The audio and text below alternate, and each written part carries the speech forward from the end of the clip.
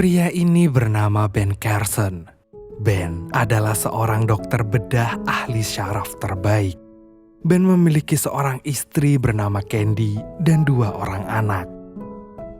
Ben sangat dekat dengan ibunya yang bernama Sonya dan kakaknya yang bernama Curtis. Sejak kecil, Ben selalu dianggap bodoh oleh lingkungannya. Selain itu, Ben juga sering tidak bisa menahan emosinya.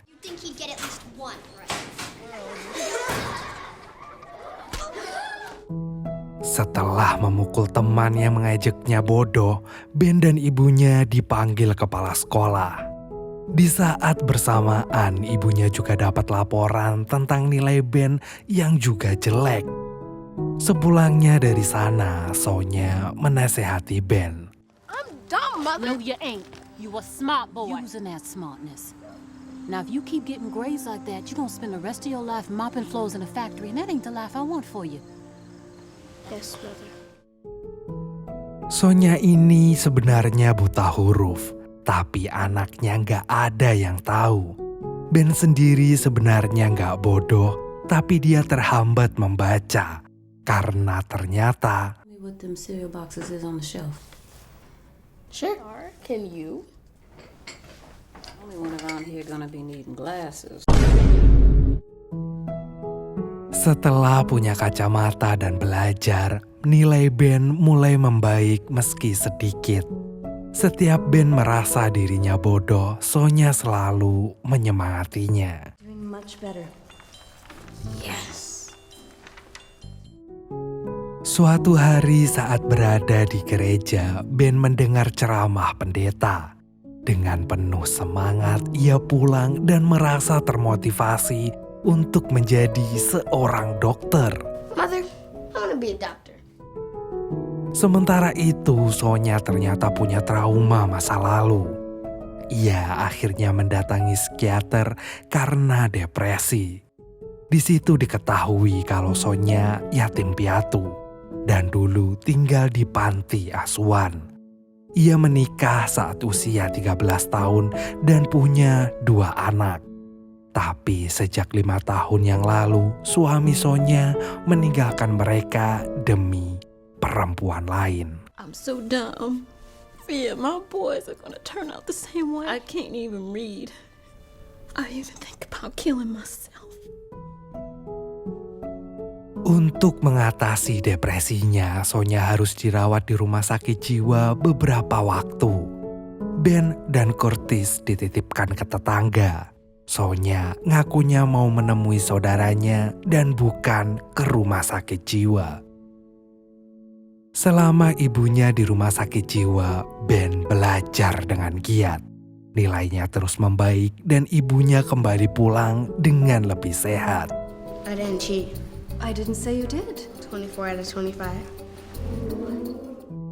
Sonya kembali bekerja sebagai tukang bersih besi dan majikan barunya ini bernama Profesor Burkett. Di rumahnya banyak sekali buku dan hampir semua sudah dibaca oleh Burkett. Sonya jadi kepikiran dan punya ide. You gonna go to the library and pick out 2 books. Why you waste all that time watching the TV if you... Sejak hari itu, Curtis dan Ben rajin ke perpustakaan. Awalnya mereka membaca dengan terpaksa, tapi semakin hari mereka melakukannya dengan senang hati. Ben jadi semakin pintar dibanding teman-temannya. What this is? Anybody? It's obsidian. Obsidian. Di sisi lain, Sonya mulai belajar membaca buku dengan Burkett. Dengan penuh perjuangan, Ben akhirnya jadi siswa terbaik di angkatannya. Tapi Benjamin Carson. He's a boy of color. He has no father in his life. What's wrong with you kids? You're not trying hard enough. You should be ashamed.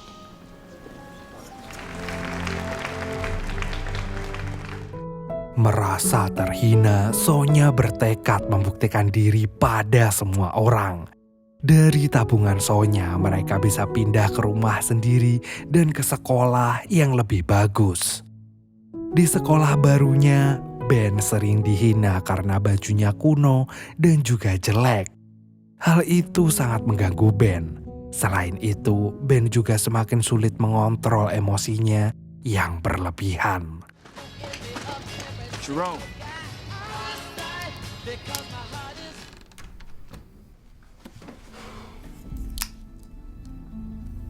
Not as long as you keep going down this path, talking smart and acting stupid. Shut up!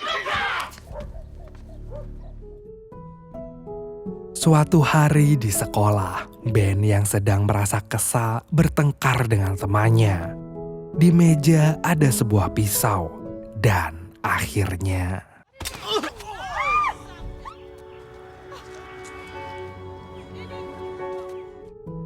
dari sekolah, Ben langsung berlari kabur ke rumah dengan panik lalu berdoa. Untung Ben ini taat agama. Lord, you have to take this temper away from me. Jesus is all the world to is my strength from day to day. Waktu pun berlalu, Ben berhasil masuk kuliah di Universitas Yale, ke jurusan kedokteran. Ben juga memutuskan ingin jadi ahli bedah otak. Di masa kuliah, Ben bertemu dengan Candy yang kemudian menjadi istrinya. Selama kuliah, rasa minder Ben kadang muncul. Setiap dia merasa bodoh dan kesulitan, Candy akan membantunya belajar. Ben pun lulus kuliah dan mulai masa residensinya. Ia diterima di rumah sakit elit bernama John Hopkins. Selama masa residensi, banyak yang meremehkan Ben. Dengan sekuat tenaga menahan diri, Ben selalu mengontrol emosinya. Suatu hari ada keadaan darurat yang membuat Ben terpaksa mengambil keputusan besar.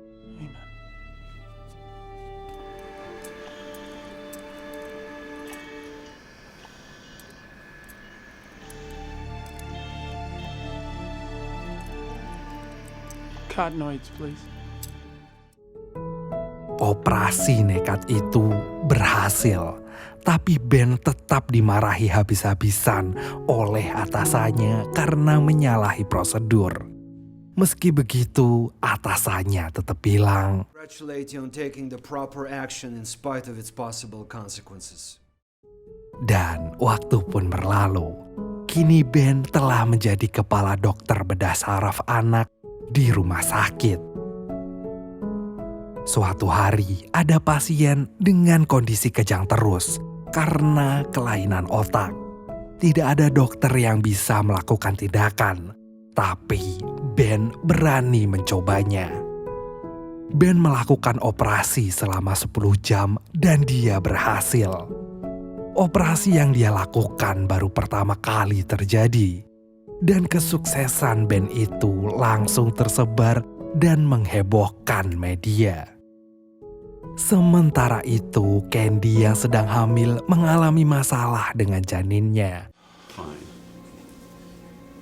But I'm sorry to say we lost the babies. Ben pun terpuruk karena kehilangan calon anaknya. Tapi ia bisa bangkit lagi karena Sonya dan Candy memberinya semangat terus-menerus. Ben lagi-lagi dapat kasus medis baru yang sulit. Ia diminta mengoperasi bayi kembar siam dari Jerman. Selama ini, akibat operasi, hanya akan ada satu bayi yang akan selamat dari kembar siam. Selain itu, pada kasus ini ada masalah lain, yaitu First, we have to solve the problem of exsanguination, bleeding to death. Babies have very little blood. I can't risk performing this operation. akhirnya Ben memutuskan untuk mengoperasi bayi tersebut. Ia meminta tambahan waktu beberapa bulan untuk mencari cara menghentikan pendarahan. Sebagai orang yang religius, selain berusaha, Ben tetap memasrahkan diri kepada Tuhan. Ibunya terus mengatakan kalau Ben pasti bisa menemukan solusi. Dari percakapannya dengan Sonya itulah Ben menyadari sesuatu.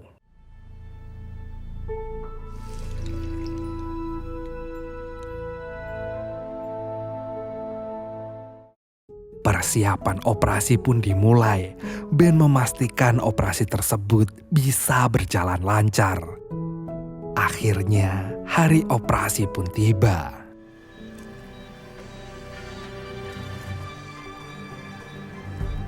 We have to start. It's huge. Let's bleed out. Start pulling the blood. Tantangan tersulitnya yaitu Ben harus menghentikan jantung bayi selama 1 jam. Dia harus bisa menyelesaikan pemisahan selama 1 jam itu saja, atau operasi akan gagal. Slowly. Easy. It's just too darn small. Blood, it's huge. 1 minute, 30 seconds, doctor. You got the book. Inside. Start the pumps. Warm the blood. Clear, baby one. Okay. Looks like sinus rhythm. Dengan penuh perjuangan, operasi selama 22 jam tersebut akhirnya berhasil. Kabar tentang keberhasilan operasi kembar siam tersebut menjadi sorotan publik. Sejak saat itu, kemampuan Ben semakin diakui dan dikenal di seluruh dunia. When you're lost and no one's there, and you wonder who even cares, oh, come back to your breath, don't drift away from me. I will come down to remind you of before. We can fly away from here. We can stay close, my dear. Swept up and away from all our fears. How are we supposed to know on our own? Together we can go slow. Why don't you leave it all to me? I know how hard it all can be. I'm here to hold your hand through this. Whoa, I'll be beside you all alone. My love for you is so strong. We're right where we belong. Wander around the same old town. Your best kept secrets underground. Your hand on my chest, my heart beats for you. I keep my arms